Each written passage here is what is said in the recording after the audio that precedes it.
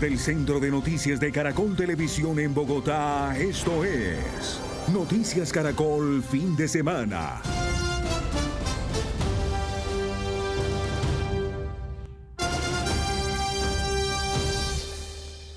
Buenas noches, bienvenidos a la emisión central del fin de semana de Noticias Caracol. Primero la gente. Estados Unidos suspendió los apoyos económicos para la lucha contra las drogas en Colombia, lo que significa un duro golpe para las fuerzas militares y la policía en un momento clave para la seguridad nacional. Las implicaciones para las capacidades de inteligencia, aéreas, entrenamiento y de operaciones de narcotráficos, de antinarcóticos mejor, genera una gran incertidumbre.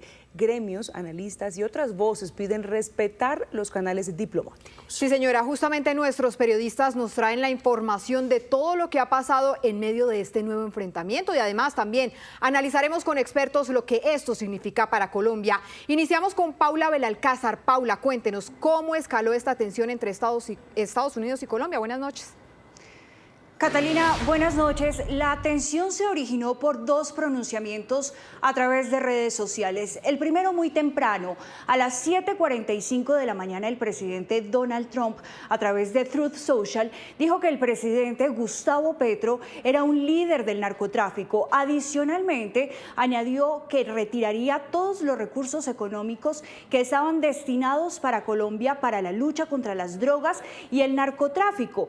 Horas después, a la 1:45 de la tarde, el senador estadounidense republicano Lindsey Graham contó que tras una discusión con el presidente Trump y además entre sus palabras y ese comunicado, dijo que se vendría un duro golpe para Colombia, específicamente para el bolsillo. Hablamos de la posibilidad del incremento de los aranceles para Colombia. En el siguiente informe les contamos todos los detalles y las implicaciones que tiene esta situación para el país. La nueva tensión entre Estados Unidos y Colombia tuvo origen en Truth Social. El presidente Donald Trump anunció que suspendió las ayudas económicas para la lucha contra el narcotráfico en Colombia. En el pronunciamiento también señaló al presidente Gustavo Petro como un líder del narcotráfico. El presidente colombiano Gustavo Petro es un líder del narcotráfico que fomenta la producción masiva de drogas, tanto en campos grandes como pequeños, por toda Colombia. Se ha convertido en el mayor negocio de Colombia por mucho, y Petro no hace nada para detenerlo, a pesar de los pagos y subsidios a gran escala de Estados Unidos, que no son más que una estafa a largo plazo. A partir de hoy, estos pagos o cualquier otra forma de pago o subsidio ya no se realizarán a Colombia. En cuestión de minutos, el mandatario colombiano respondió: tratar de impulsar la paz de Colombia no es ser narcotraficante. El problema es con Trump, no con los Estados Unidos. Señor Trump, jamás Colombia ha sido grosera con Estados Unidos. Al contrario, ha querido mucho su cultura, pero usted es grosero e ignorante con Colombia. Para algunos analistas, este golpe significa un debilitamiento directo a la fuerza pública que ha intentado mitigar el flagelo del narcotráfico, que por décadas ha marcado la historia del país. Pues las implicaciones son profundas y son muy graves teniendo en cuenta dos aspectos. Uno, que Colombia es el principal recipiente de la cooperación técnica, cooperación militar y asistencia económica en materia de luchas contra las drogas de la región por parte de Estados Unidos. Y segundo, que se da también en el marco de una tendencia de debilitamiento de capacidades de la fuerza pública colombiana.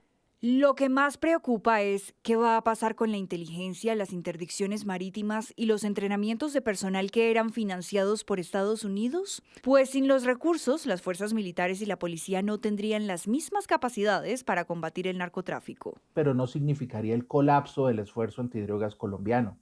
Colombia aún cuenta con instituciones maduras y experiencia acumulada para sostener una estrategia de transición. El principal reto aquí sería presupuestal. Luego de esta medida, Estados Unidos amenazó con un fuerte golpe al bolsillo del país. El senador republicano Lindsey Graham aseguró que Trump le informó sobre imponer nuevos aranceles. Para los expertos, los presidentes encarándose en la virtualidad han puesto en jaque la diplomacia. Y de alguna manera, la exacerbación de esa polarización está afectando la serenidad, la objetividad y está de alguna manera ignorando los mecanismos creados y las prioridades existentes en el ejercicio de la política exterior. El llamamiento que hay es actuar con cautela, con cuidado. Eso necesariamente tiene que hacer, porque no llegar a un momento determinado a una confrontación con dos presidentes que tienen características parecidas y que en un momento determinado reaccionan y al otro día cambian completamente su posición. En este momento hay incertidumbre por lo que pueda suceder en las próximas horas. 7 y 8 de la noche, precisamente en medio de esa incertidumbre, queremos analizar ese tema. Por eso, a esta hora saludamos a María Claudia Lacutiri, presidenta ejecutiva de la Cámara de Comercio Colombo-Americana. Bienvenida a Noticias Caracol, muy buenas noches. Y comienzo, si le parece, preguntándole inmediatamente sobre las implicaciones económicas de este nuevo capítulo de tensión entre Colombia y Estados Unidos para nuestro país. Muy buenas noches y muchas gracias por la invitación y un saludo a todos los oyentes. En este momento estamos ante una tensión sin lugar a duda bastante delicada y lo que se puede dar en el corto plazo, de acuerdo a la mención del presidente Trump, no tiene una implicación comercial ni económica. Sí tiene una implicación dentro de los ámbitos de cooperación y, como bien se mencionaba anteriormente, una cooperación que es necesaria para poder contrarrestar un flagelo que ha cobrado muchas vidas en Colombia y que es indispensable seguir luchando contra él. Y Colombia no cuenta con los recursos necesarios para poderlo hacer. Presidente, en medio de estas tensiones también se vuelve a abrir la posibilidad de imponer nuevos aranceles a Colombia, según un trino publicado por el senador republicano Lindsey Graham, que es una persona bastante cercana al presidente Donald Trump. ¿Qué sectores serían los más afectados de darse esta posibilidad? Pues todos los sectores tienen una correlación con Estados Unidos cuando miramos en el aspecto económico del país. No es solamente los productos que se exportan y que producen millones de colombianos que están relacionados con las exportaciones, sino también estamos hablando de inversión, estamos hablando de turismo, estamos hablando de remesas, estamos hablando de cooperación. Pero lo primero que hay que poner sobre la mesa es la primera acción, como bien se mencionaba por parte del tuit del presidente Donald Trump, es cooperación, lo cual no es menor, es una reducción importante en una necesidad que es de gran relevancia para el país, como es la lucha contra las drogas. El segundo es el haber logrado una desertificación con exención de interés nacional. Se puede eliminar esa exención de interés nacional si el presidente Donald Trump así lo decide. El quitar esa exención establece sanciones y esas sanciones puede ir desde la inmediata, que es la carta que debe de emitir el secretario del Tesoro a los organismos multilaterales, estableciendo que hay una limitación por parte de Estados Unidos y que toca cada uno de los procesos de aprobación de los créditos que se vayan a dar, pues tendrán una connotación diferente por parte de Estados Unidos. Si se sigue adicionalmente después de esto, otros mecanismos que pueden ir de la mano con sanciones hacia personas relacionadas con el gobierno, pero puede terminar en alzas en los aranceles. Sin lugar a duda, está incluido dentro de los ámbitos de seguridad nacional y puede incrementarse los aranceles a los productos colombianos, que afectaría, como mencionaba anteriormente, a más de 5 millones de colombianos de forma directa, y de forma indirecta pueden ser muchos más. Claro, presidenta, en ese sentido, y hablando de las afectaciones, esta situación podría también golpear la generación de empleo de estas empresas exportadoras, por ejemplo. Sin lugar a duda, cuando una persona tiene una exportación y está con un compromiso de venta y ese compromiso de venta se le aumenta el valor, el comprador puede cambiar y puede hacer que el vendedor, o sea, los colombianos, asuman ese arancel adicional, lo que genera presión, quita competitividad a los productos colombianos, o sea, que el producto nuestro va a ser mucho más costoso que otros que se venden en Estados Unidos, y la reacción inmediata es reducir la capacidad de costos que tiene ese producto para poder mantener esa competitividad y poder seguir vendiendo en Estados Unidos. Es un tema que realmente puede llegar a los bolsillos de los colombianos de forma contundente. Es que estamos viendo que más del 80% de las flores que vendemos nosotros al mundo van a Estados Unidos, y son 220.000 empleos los que están relacionados con este sector. Sí. Muchos de estos mujeres cabezas de familia, que al volverse mucho más costosa la flor, al no tener esa competitividad de buenos precios, pues van a buscar otros mercados, otros productos, dejan de comprar a Colombia, se reduce la potencialidad y pues va a tener que reducirse la generación de empleo porque no va a tener cómo poder sustentar el costo de esos empleos para poder mantenerlos. Sí, presidente, es que serían múltiples las consecuencias de darse esa posibilidad, pero finalmente quiero preguntarle cuál es el llamado de los gremios a que se mejoren estas relaciones bilaterales y, por supuesto, a que se respete la diplomacia de ambos países. Nosotros hemos hecho un llamado primero a generar acciones a través de la diplomacia, es el mejor camino. Sin lugar a dudas estamos en un momento de tensiones. Hay que mantener el respeto de la institucionalidad de los dos países y eso se logra a través de la diplomacia y se logra también a través de acciones que permitan abrir canales. Hay que también establecer dentro de los procesos que se permita la colaboración mutua y al mismo tiempo establecer y poner de presente el interés nacional de los ciudadanos frente a las ideologías. Hay un hecho contundente y es que sí estamos ante un flagelo, que es el narcotráfico, que requiere del interés común de los dos países para poderlo contrarrestar. Es una correlación que se tiene en este momento, corresponsabilidad de los dos países y hay que trabajar de la mano para lograr hacer un efecto contundente. Colombia ha sufrido mucho, son muchas las vidas las que se han cobrado por este flagelo y en este momento lo que tenemos que hacer es poner de presente la necesidad de mantener una relación que ha traído beneficios para los colombianos, múltiples beneficios en ingresos para los colombianos y al mismo tiempo cooperación para contrarrestar un flagelo importante dentro de nuestro país, que es la lucha contra el narcotráfico. Sí, señora, muy importante trabajar de la mano. Es María Claudia Lacutir, presidenta ejecutiva de la Cámara Colomboamericana. Muchísimas gracias por estar con nosotros. Muchas gracias a ustedes. Entre tanto, Estados Unidos reiteró que se encuentra en un conflicto armado no internacional contra las organizaciones terroristas dedicadas al narcotráfico. Adriana Cuestas, ¿cuál fue el pronunciamiento más reciente? Alejandra, buenas noches. Pues Estados Unidos avanza precisamente en esas operaciones para hacer frente a los carteles de droga latinoamericanos. Pues el pronunciamiento más reciente llega desde el Departamento de Guerra de ese país, que acusa a esos grupos, a los carteles de droga, justamente de la muerte de miles de personas en Estados Unidos todos los años. Dice que pese a los esfuerzos por combatirlos, son grupos que operan de manera transnacional en todo el hemisferio occidental y hay que tener en cuenta lo siguiente, y es que Estados Unidos emprendió exactamente desde el 2 de septiembre de este año una serie de ataques contra embarcaciones en el Mar Caribe, particularmente frente a las costas venezolanas, que hasta este momento dejan exactamente 32 muertos en 7 bombardeos, por lo menos de los que se ha conocido video. E importante además, mientras el presidente Trump asegura que ha paralizado las embarcaciones con narcóticos, la lupa por supuesto sigue puesta también en el aval que dio recientemente a la CIA para adelantar operaciones encubiertas en Venezuela. La ya tensa relación entre Washington y Bogotá entró en un punto crítico en medio de la guerra declarada por Estados Unidos contra los carteles de narcotráfico. Ese país está en un conflicto armado no internacional contra organizaciones que tilda de terroristas y una amenaza, según el Departamento de Guerra. El presidente ordenó al Departamento de Guerra conducir operaciones contra ellas conforme al derecho del conflicto armado. Debemos usar la fuerza en legítima defensa propia y en defensa de terceros frente a los ataques continuos de estas organizaciones terroristas designadas. El gobierno Trump reiteró que durante décadas al ingreso ilícito de narcóticos ha respondido con autoridades policiales, pero sin éxito.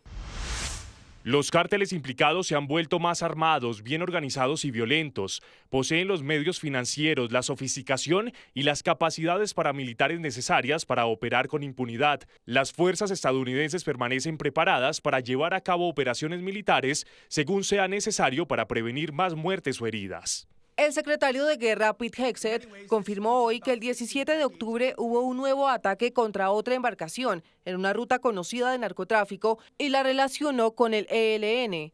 El bombardeo se saldó con 3 muertos.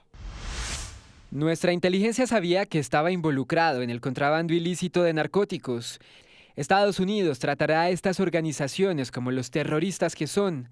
Serán perseguidos y aniquilados, al igual que Al Qaeda. Pero no fue el único bombardeo reciente. Este fin de semana se conocieron las primeras imágenes del semisumergible que por primera vez dejó sobrevivientes. A bordo 4 tripulantes, 2 murieron y los otros son un colombiano y un ecuatoriano. No se trataba de un grupo de personas inocentes. Yo no conozco mucha gente que tenga submarinos y fue un ataque contra un submarino cargado de drogas. El aval del republicano a que la CIA adelante operaciones encubiertas en Venezuela marca otra fase en un plan que no termina ahí. La otra razón es por las drogas. Tenemos muchas drogas que están llegando desde Venezuela y muchas de las drogas venezolanas vienen a través del mar, pero vamos a detenerlos por tierra también. Los primeros ataques letales contra lanchas en el Mar Caribe fueron a inicios de septiembre. Washington insiste en que iban cargados de droga para inundar a su país. Y a las 7 de la noche, 18 minutos, saludamos a Julio Londoño Paredes, ex canciller de nuestro país. Doctor Londoño, bienvenido a Noticias Caracol. Quiero empezar preguntándole, ¿qué está fallando en la relación bilateral entre Colombia y Estados Unidos? Vemos que por una parte el presidente Donald Trump, ya hay serias acusaciones contra el presidente Gustavo Petro, y del lado de Colombia ya se habla de una amenaza a la soberanía nacional. ¿Qué fallas hay de parte y parte? Bueno, ante todo yo creo que el presidente Petro ha logrado finalmente entrar a una confrontación con los Estados Unidos. Eso se veía venir desde la proclama que hizo en una calle de Nueva York llamando a las Fuerzas Armadas de los Estados Unidos que no lo obedecieran al presidente de los Estados Unidos. Eso no se había presentado, que yo recuerde, solamente en la Segunda Guerra Mundial, cuando la Rosa de Tokio le pedía a los soldados norteamericanos que desertaran y que se levantaran contra sus propios jefes. Entonces, eso se veía venir. De otra parte, lo que a mí me preocupa es que ante la comunidad internacional, en un momento determinado, quedemos en una situación similar a la de Venezuela. No por la parte política propiamente dicho, porque la situación es completamente diferente, pero sí por ser los exportadores y la cabeza de cocaína del mundo. Dicho además por el señor Maduro, que en varias oportunidades ha señalado que toda la coca que sale de Venezuela tiene origen colombiano y que además la mayoría de la coca que va para los Estados Unidos por el Caribe o por el Pacífico tiene origen colombiano.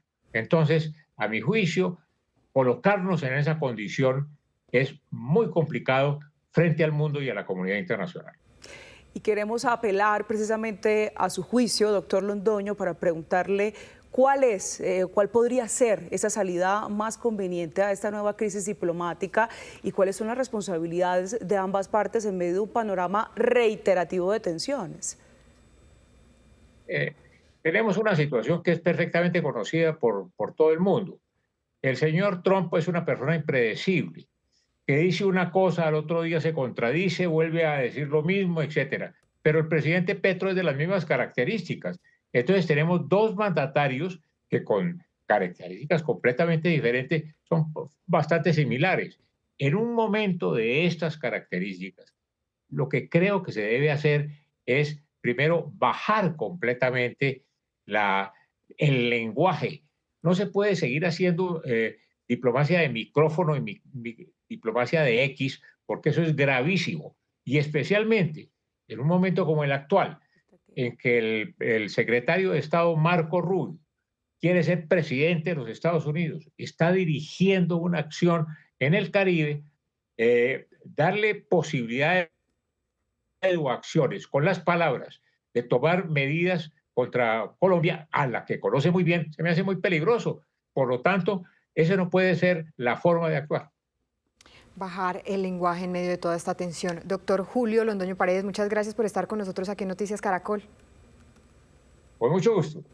De otro lado, miembros del gobierno nacional pidieron también respeto para el presidente Gustavo Petro luego de los señalamientos de Donald Trump e hicieron un duro llamado al diálogo. Daniel Ortiz, ¿qué más dijeron? Catalina, dijeron que este es un asunto de Estado y que es ilógico que el presidente Donald Trump lo esté tildando como líder del narcotráfico, porque dicen ellos, el presidente Gustavo Petro ha trabajado en contra de las mafias colombianas desde que era senador de la República. A estos pronunciamientos también se sumaron los delegados del Ministerio Público, quienes dijeron que para salir de esta crisis es importante todas las relaciones diplomáticas. Tras la polémica generada por los enfrentamientos en redes sociales entre los presidentes de Estados Unidos Donald Trump y de Colombia Gustavo Petro, en los que el mandatario norteamericano calificó al colombiano como el líder del narcotráfico, integrantes del gobierno nacional salieron en su defensa. Inicialmente, desde el Ministerio de Relaciones Exteriores, a través de este comunicado, rechazaron las declaraciones de Trump, calificándolas como ofensivas y desobligantes. Además, aseguraron que esta es una amenaza directa contra la soberanía nacional, con acusaciones sin fundamento. En el mismo sentido se pronunció el ministro de Defensa. Cualquier pronunciamiento que se haga contra el señor presidente de la República, calificándolo en esos términos, es un irrespeto a Colombia. Él es el presidente de los colombianos, elegido democráticamente. El procurador dejó claro su respaldo al mandatario nacional, aduciendo que no hay evidencias para acusaciones de tal magnitud. El señor presidente de la República representa la unidad de los colombianos. Merece todo nuestro respeto, nuestro acompañamiento y nuestra solidaridad. Debería conocerse alguna evidencia fáctica, que no la creo, para hacer semejante y tan radical afirmación contra un presidente de un Estado que funciona en democracia. Por su parte, la defensora del pueblo pidió solucionar cualquier inconveniente a través de los canales diplomáticos. Hacer acusaciones sin ningún fundamento de esta gravedad pues estigmatiza a todo un país y por consiguiente pues nuestro llamado es a que los canales diplomáticos sean el medio para resolver cualquier diferencia que se pueda presentar sin generar pues un ambiente difícil y pues que de pronto vaya a empeorar las relaciones internacionales. Pese a los distanciamientos entre la vicepresidenta Francia Márquez y el presidente Petro, ella aseguró que le manifestó su solidaridad al mandatario y le envió un mensaje a Donald Trump a dialogar para evitar decisiones que impactarían a todo el pueblo colombiano. Y se suma otra voz, la del ministro del Interior Armando Benedetti, quien también se refirió a la tensión diplomática entre Colombia y Estados Unidos. Lo hizo en entrevista con Noticias Caracol en Vivo.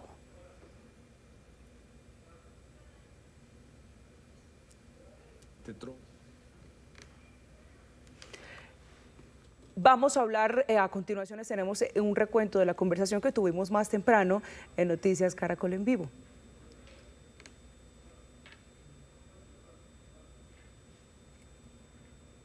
Y es que los ataques del presidente Trump a cualquier otro mandatario o cualquier otro país, incluyendo por ejemplo Japón o España, no son nuevos en el planeta Tierra, lo hace a cada rato. Y esta vez se lo hicieron al presidente de Colombia diciendo que es líder del narcotráfico en la región. Creo que nadie en este país lo puede decir por más que lo odie. Lo único que él ha puesto es una postura que tiene que ver que es con la soberanía y la dignidad nacional y al mismo tiempo con la intromisión de tropas de Estados Unidos en el Caribe, amenazando a Brasil y a Venezuela. Se hace el llamado desde varios sectores, ministro, para restablecer esos canales diplomáticos. ¿Qué hacer ahí? Sin duda lo que viene tiene que ser por la vía diplomática. No creo que aguante algo más que no sea la vía diplomática. Pero sin duda ustedes tienen que reconocer, hoy el país tiene que reconocer que lo que dijo el presidente Trump pasó completamente la raya de lo que puede ser una sindicación a alguien de ser líder del narcotráfico de la región del país, donde dice que esto se ha vuelto un negocio. Siempre ha sido un negocio aquí durante años. Es que aquí es la primera vez que gobierna un presidente de izquierda y la izquierda está gobernando, no se le puede acusar por todo lo que ha pasado en los últimos 30 años. Entonces, eso es lo que yo quiero que la gente entienda, pero hay otra cosa que todo lo que está mal es susceptible de empeorar y lo que está sucediendo hoy con la oposición es algo bastante vergonzoso, que ojalá los ciudadanos de este país tengan la gallardía, un poco de inteligencia para aceptarlo y entenderlo, que si yo soy candidato a la presidencia, soy parte de la oposición, lo que le pasa al presidente era para acompañar al país, ¿no? Y estar haciendo todo lo contrario. Ministro, toda esta situación ha llevado a que desde Estados Unidos anuncien que posiblemente se van a imponer aranceles a Colombia, luego de toda esta pelea que inició en redes sociales, pero que ha ido escalando a través de las horas. ¿Qué hacer con respecto a esta situación? No nos vengan a decir que lo que está diciendo Trump tiene que ver algo con lo que ya ha dicho el presidente Petro, porque no es así. No hay lugar a esa situación. Y si nos suben los aranceles, es lo que le he oído pedir a algunos candidatos a la presidencia de la República de oposición. Ellos han salido a gritar y a pedir que invadan Venezuela y que se suban los aranceles en Colombia para ellos demostrar que tienen la razón y para que el presidente Petro pierda apoyo en el pueblo. Eso es una cosa descabellada y una cosa que es de psicópatas. Usted ha hablado de las líneas diplomáticas, de retomarlas y de hacerlas por esa vía, pero ¿cómo hacerlo, ejemplo, cuando la canciller ha renunciado a su visa y cuando en este momento la única representación que se tiene de Colombia en Estados Unidos es el embajador? No creamos que las cosas que están pasando allá, creo que la derecha de aquí ha influido mucho en lo que dice la derecha de Estados Unidos, porque por joder, como lo dije anteriormente, al presidente Petro, lo único que quieren es que haya aranceles, porque no les importa a ellos, porque no tiene que ver con el pueblo, que han pedido esta invasión para Venezuela y hasta aquí en Colombia. Además de eso, quiere que no se alegra cuando no te certifican, se alegra cuando entonces matan a unos policías por estar haciendo erradicaciones forzosas. Son unas cosas muy locas que tienen que sopesar hoy los colombianos, que ojalá tengan la inteligencia para hacerlo y la madurez para hacerlo. En Noticias del Mundo, mucha atención porque Bolivia tiene nuevo presidente. Se trata de Rodrigo Paz, siendo la primera vez en 20 años que un líder de derecha gana las elecciones en el país andino. A esta hora las autoridades reportan más del 90% del escrutinio total de las mesas y le dan al candidato del Partido Demócrata Cristiano la victoria con un 54% de los votos. Paz es hijo de un expresidente y durante campaña prometió una economía ligada al capitalismo y una descentralización del gobierno. Horas después de haber acusado a Hamás de romper el alto al fuego, Israel anunció que por su lado detendrá sus combates en la Franja de Gaza. La Agencia de Defensa Civil de Gaza aseguró que por lo menos 45 personas murieron en medio de ataques de las tropas de Netanyahu en todo el territorio. Entre tanto, el vicepresidente de Estados Unidos, J.D. Vance, no descarta viajar en los próximos días a Medio Oriente para supervisar el alto al fuego.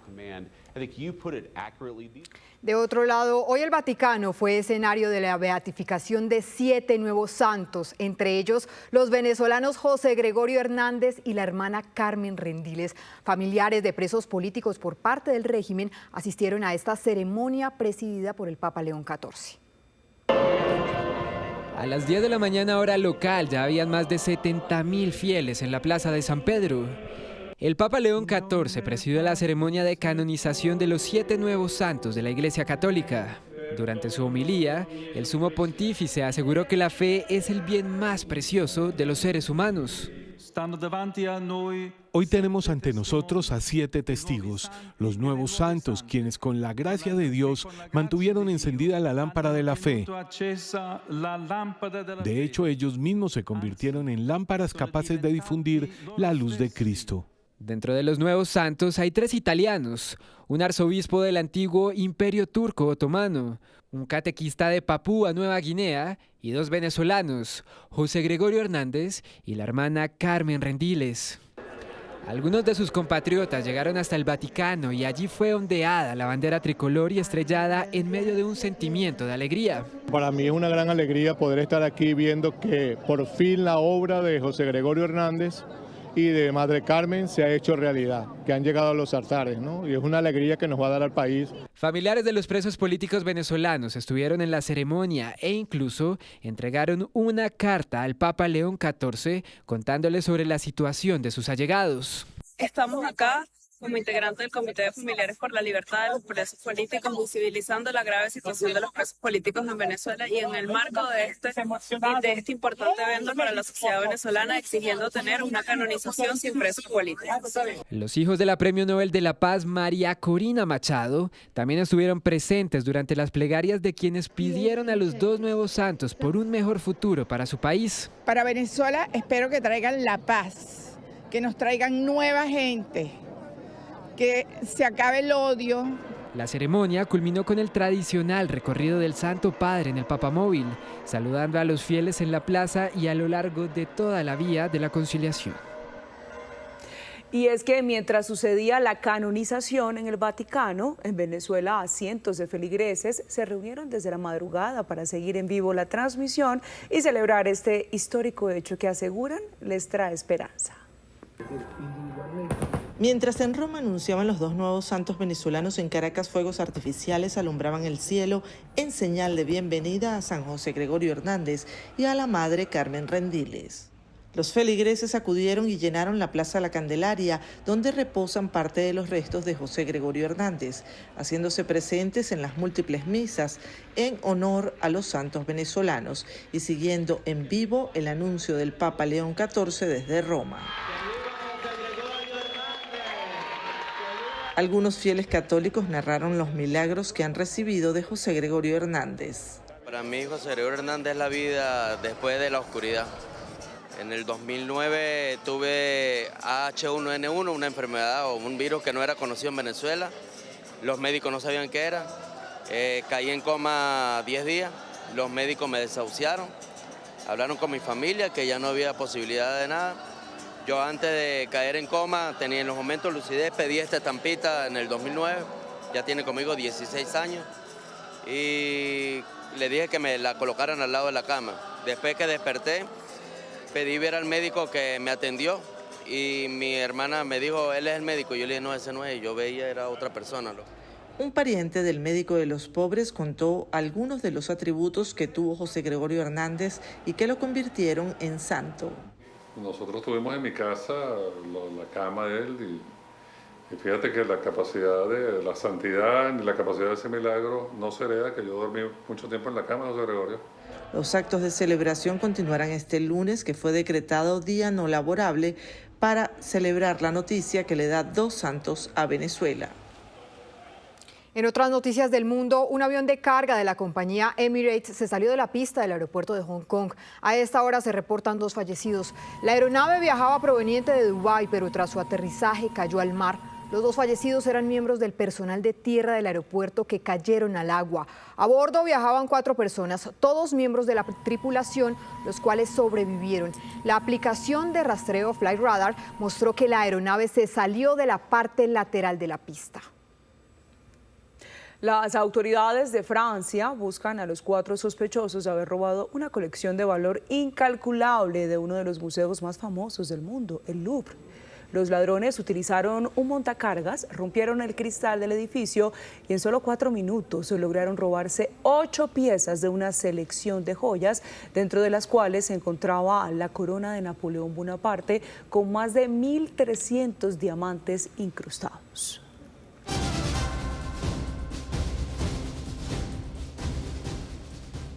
Y en noticias de Colombia, hoy se cumplieron las elecciones para los consejos de juventud. 1,5 millones de jóvenes escogieron a sus nuevos representantes, quienes serán los canales de diálogo con el Estado por los próximos 4 años. Con su tarjeta de identidad en mano y el propósito claro de participar activamente de la democracia, María Camila Galeano, una adolescente de 14 años, ejerció hoy por primera vez su derecho al voto como ciudadana colombiana en las elecciones a los consejos municipales y locales de la juventud. Su nombre hace parte de los 11 millones de jóvenes entre los 14 y 28 años que estaban habilitados para votar.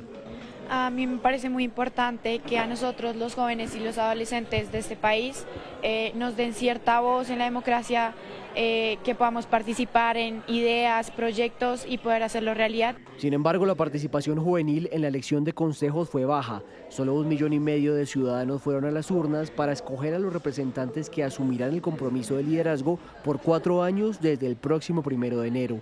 Aún así, la cifra supera el conteo de las votaciones de hace 4 años. A partir del próximo año, estos jóvenes podrán participar en la toma de decisiones de política pública de los jóvenes entre 14 y 28 años, pero también en la construcción de los planes y proyectos para el futuro de esta población. La mayor cantidad de votos la recibieron los partidos y movimientos políticos tradicionales, seguidos de las listas independientes. Las autoridades entregaron un parte de tranquilidad en temas de orden público y pidieron que estas votaciones sean el preámbulo para las consultas y las próximas elecciones a la presidencia y el Congreso previstas para el próximo año. La tasa representativa del mercado que regirá mañana será de 3.808 pesos con 12 centavos. El petróleo de referencia Brent cerró la semana en $61.29 por barril. El café se estará comercializando mañana a 2.972.000 pesos por carga en promedio en las principales cooperativas del país. Lo último en Noticias Caracol.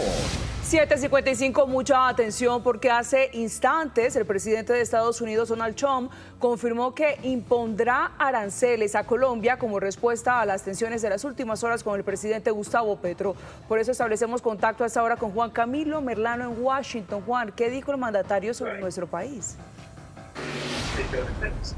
Alejandra, nos encontramos aquí en la Casa Blanca, donde hace cuestión de minutos el presidente Donald Trump llegó, fue en el avión en conversación con periodistas, venía viajando desde West Palm Beach aquí a Washington de regreso, donde le preguntaron si había visto la declaración, el trino del senador republicano Lindsey Graham, y el presidente Trump dijo que sí, que lo había visto y que puede confirmar lo que dijo el senador.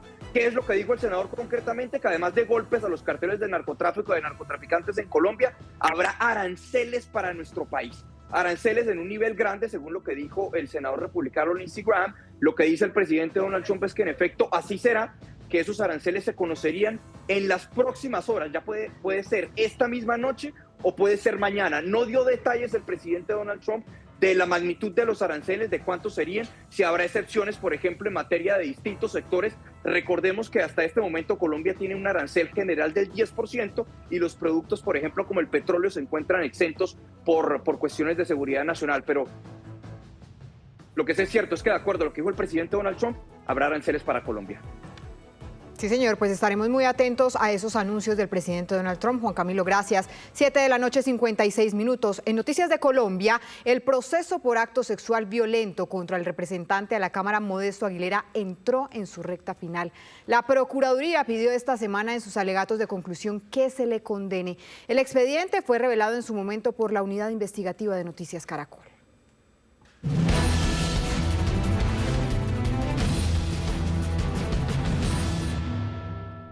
Decirle a la honorable Corte.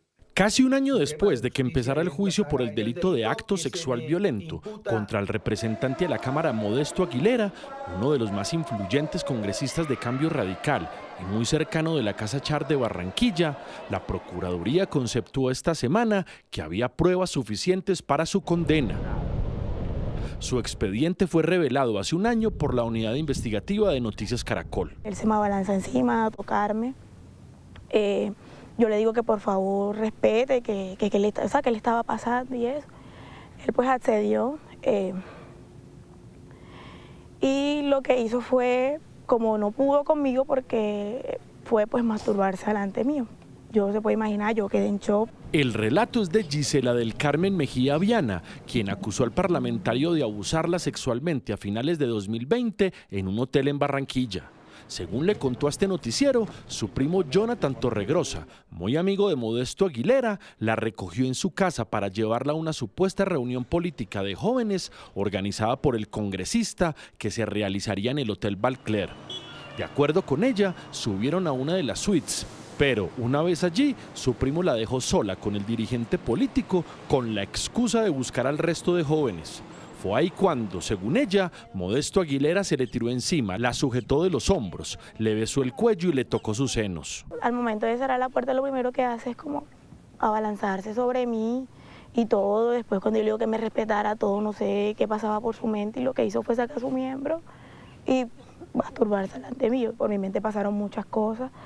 Si yo decía así, Dios mío, si yo bajo, grito, si yo me voy, un hombre con tanto poder a la vuelta me manda a matar, me manda a hacer algo.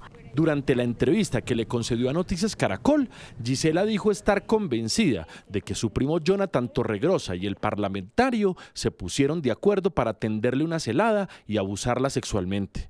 Según dijo, lo que buscaba su familiar era congraciarse con su jefe político. O sea, ¿tú crees que tu primo quiso aprovecharse de ese escenario para escalar políticamente, ofertándote a un congresista? Sí.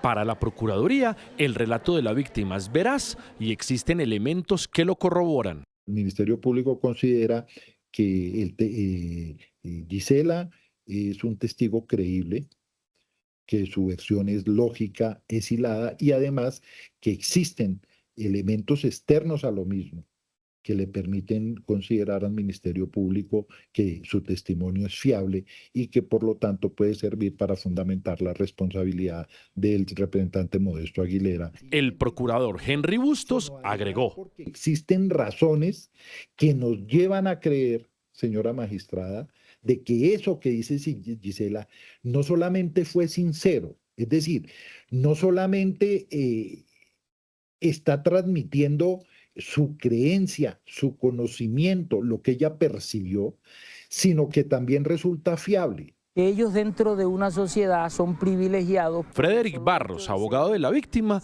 pidió durante la audiencia ante la Corte la condena contra el parlamentario.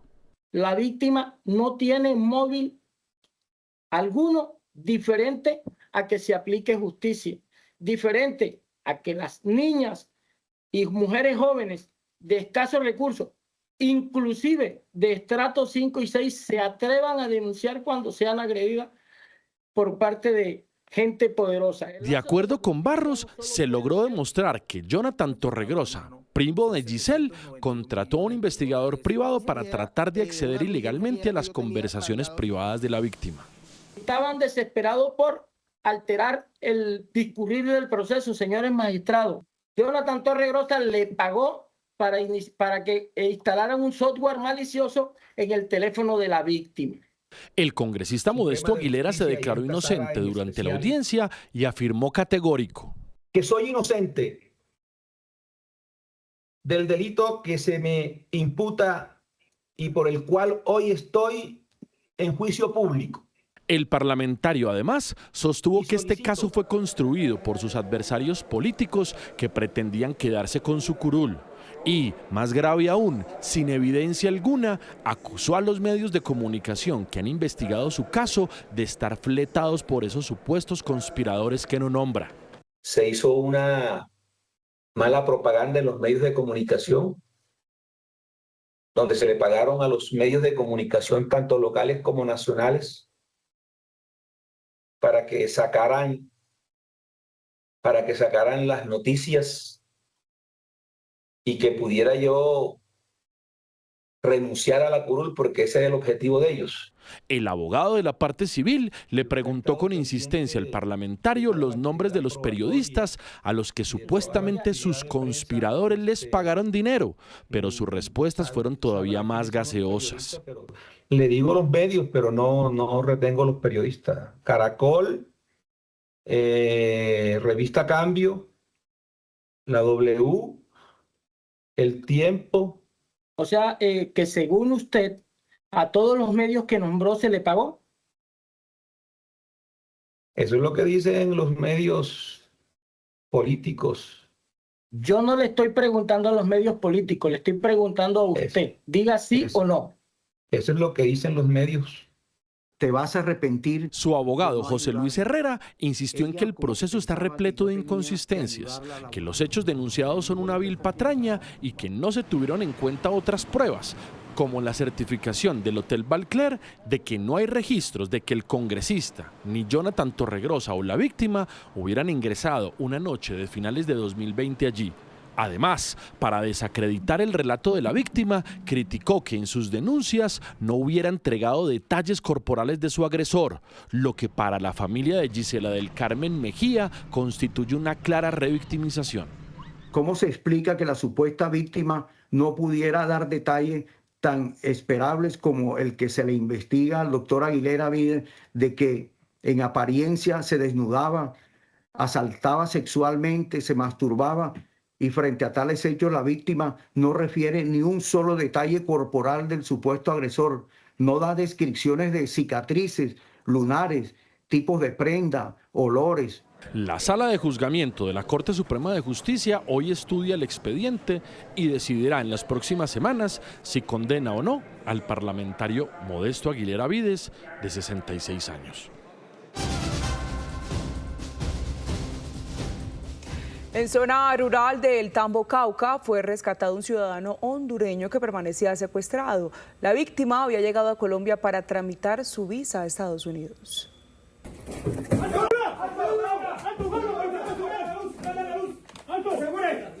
Aquí están rescatados. Bienvenido a la libertad. Bienvenido a la libertad, señora Hernán. Esposado y con una cadena que lo mantenía atado a una de las paredes de esta vivienda, así fue encontrado por el Gaula de la policía este hombre de 34 años de edad de nacionalidad hondureña, que el pasado 13 de octubre había llegado a Cali para tramitar su visa a Estados Unidos, con el apoyo de una supuesta empresa de asesoría migratoria. La firma era falsa. Vendado y sometido a amenazas psicológicas mientras sus captores exigían a la familia $50.000 por su liberación.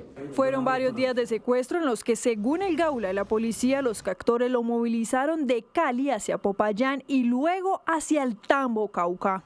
Tenía 5 días de estar en cautiverio y gracias a ellos pues hoy estoy libre y podré ver pronto a mi familia. Durante el secuestro, la familia del extranjero fue extorsionada por el grupo delincuencial común que se hacía pasar por las disidencias de las FARC. De acuerdo con la investigación, los capturados harían parte de una organización multicrimen transnacional vinculada a los delitos de secuestro, extorsión y tráfico de migrantes, con presencia en el suroccidente del país y nexos con el Frente Carlos Patiño del Estado Mayor Central. Los detenidos fueron presentados ante la Fiscalía e imputados bajo los delitos de secuestro extorsivo agravado en calidad de coautores, fabricación, tráfico y porte de armas de fuego o municiones y utilización indebida e ilegal de prendas de uso privativo de las fuerzas militares.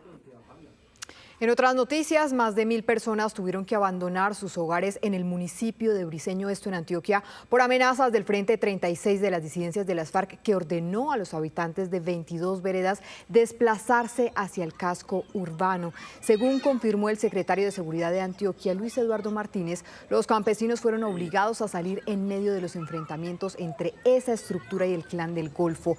La gobernación adelanta atenciones en terreno y solicita al gobierno nacional un apoyo urgente.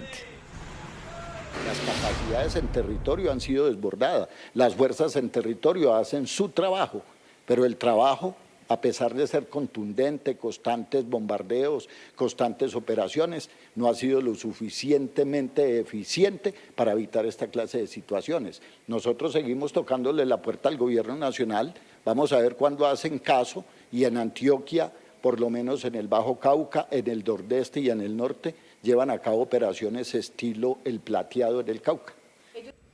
Las autoridades continúan sin pistas del paradero de Nelson Ocampo, el hombre que se fugó de la cárcel de máxima seguridad de Cómbita en Boyacá. Ocampo pretendía huir con su compañero de celda y, según las investigaciones, los presos tuvieron tiempo para romper uno de los barrotes, salir por la ventana, armar una cuerda con cobijas y aprovechar la densa neblina de la madrugada para llegar hasta la malla de seguridad y fugarse. El recluso que lo acompañaba quedó atrapado allí. El prófugo pagaba una condena de más de 30 años por el asesinato de una patrullera en Neiva en hechos ocurridos durante el 2023. La policía activó todo el operativo de seguridad, no solo en la metropolitana de Tunja, sino también en el departamento de Boyacá. Me comuniqué con el coronel Barbosa, ellos ya habían hablado sobre la necesidad de establecer un operativo de búsqueda, no solo, insisto, en la Metún, sino en todo el departamento.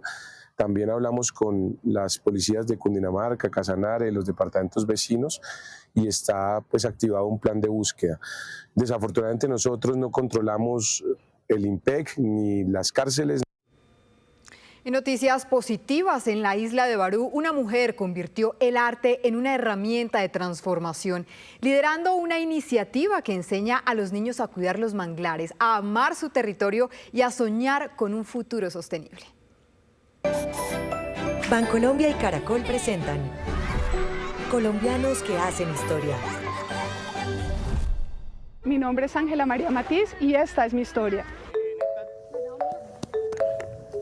Ángela María Matiz encabeza Somos Barú, una asociación que desarrolla diferentes proyectos sociales, educativos y ambientales con el propósito de transformar las vidas de los más de 4.000 habitantes de este corregimiento insular de Cartagena. A través del arte y la pintura busca concientizar y educar a los niños en la importancia del ecosistema de manglares presente en la zona. Los niños descubren la diversidad de manglares y encuentran una inspiración que los impulsa a convertirse en guardianes del lugar que los vio nacer en el inmenso Mar Caribe. Una conexión con su territorio, y el arte en estos momentos está sensibilizando está siendo más consciente. Los mangles nos dan protección contra los tsunamis, las inundaciones y todo eso. Es un tesoro y porque aparte de preservar la naturaleza es una fuente de ingresos para ellos. Por impulsar proyectos que siembran esperanza, Ángela María Matiz es una colombiana que hace historia. 8 de la noche, 22 minutos. El ejército conformó una nueva unidad militar integrada por perros entrenados no para la guerra, sino para brindar apoyo emocional a los soldados heridos en combate y con duras secuelas del conflicto. El avance de los pacientes ha sido sorprendente.